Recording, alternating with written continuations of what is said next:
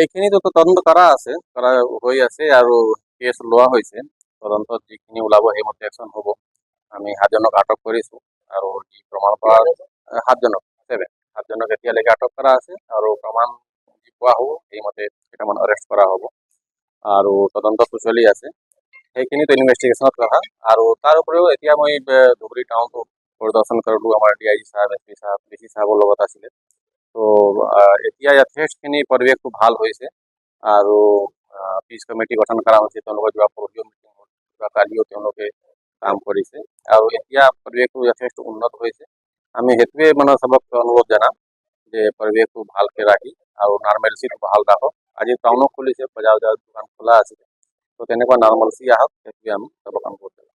সেইখিনি তদন্তত ওলাব আৰু আমি CCTV ফুটেজত সেই অঞ্চলত যিমান আছে সেইখিনি লৈছোঁ আৰু তাত যি পোৱা যাব সেইমতে একশ্যন হ'ব। কিন্তু এতিয়া ভৱিষ্যত তেনেকুৱা ঘটনা নহয়, তাৰ কাৰণে আমি চবক অনুৰোধ জনালোঁ আৰু লগতে যিহেতু মাছটো অলপ তেনেকুৱা ঘটনা হৈ গ'ল দুদিন আগত, আমি ইয়াতে ফ'ৰ্চ মোতায়েন কৰি ইয়াত চেণ্ট্ৰেল আৰ্ম পুলিচৰ পৰা আৰম্ভ কৰি আমাৰ ষ্টেট আৰ্ম পুলিচ বিভিন্ন ঠাইৰ পৰা লৈ আনি ইয়াত যথেষ্ট আমি ডিপ্লয়মেণ্ট কৰি দিছোঁ। আপোনালোকে দেখিছে টাউনত আমাৰ যথেষ্ট ফ'ৰ্চ আছে, দিন ৰাতি আমাৰ ডিপ্লয়মেণ্টটো থাকিব আৰু আমি সেইটোৱে আশা ৰাখিছোঁ যে তেনেকুৱা ঘটনা কোনো ভৱিষ্যত নহওক আৰু ভাৱে শান্তিৰে সম্প্ৰীতিৰে থাকক। চিকিউৰিটি লেপছটো মানে তেনেকুৱা নহয়, ঘটনাটো হৈ গ'ল আৰু ইনভেষ্টিগেট কৰি যি তাত দোষী আছে তেওঁলোকক উচিত শাস্তি দিয়া হ'ব আৰু এনেকুৱা ঘটনা ভৱিষ্যত নহয় তাৰ কাৰণে আমি চেষ্টা কৰি আছোঁ।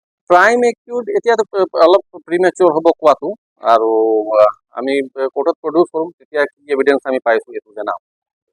এইখিনিতো তদন্ত কৰা হৈ আছে আৰু কেছ লোৱা হৈছে। তদন্তত যিখিনি ওলাব সেইমতে একশ্যন হ'ব। আমি 7জনক আটক কৰিছোঁ আৰু যি প্ৰমাণ পৰা 7জনক এতিয়ালৈকে আটক কৰা আছে আৰু প্ৰমাণ যি পোৱা হ'ব সেইমতে কেইটামান এৰেষ্ট কৰা হ'ব আৰু তদন্তটো চলি আছে। সেইখিনিতো ইনভেষ্টিগেশ্যনত কথা আৰু তাৰ উপৰিও এতিয়া মই ধুবুৰী টাউনটো পৰিদৰ্শন কৰিলোঁ। আমাৰ DIG সাহেব, SP সাহেব, DC সাহেবৰ লগত আছিলে।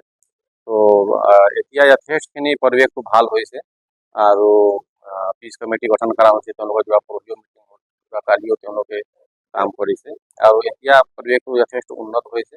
আমি সেইটোৱে মানে চবক অনুৰোধ জনাম যে পৰিৱেশটো ভালকৈ ৰাখি আৰু নৰ্মেলচিটো ভাল ৰাখক। আজি টাউনো খুলিছে, বজাৰ দোকান খোলা আছিলে, তো তেনেকুৱা নৰ্মেলচি আহক, সেইটোৱে আমি চবক অনুৰোধ জনাম।